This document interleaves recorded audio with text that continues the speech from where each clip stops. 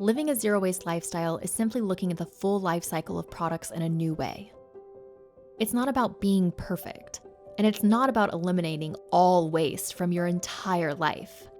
It's about using your life and your actions to signal change and create more awareness about sustainability issues. It's about showing a demand in the markets and using your life as an act of protest to demand more sustainable changes from business and our policy. For me, it's also about saving money, living a healthier lifestyle, cutting out the excess, and focusing on the things that truly bring me joy and enrich my life. When you simplify one part of your life, it opens up the time and energy to focus on the things that you truly care about. You might think that what you do as an individual can't affect significant change in the world.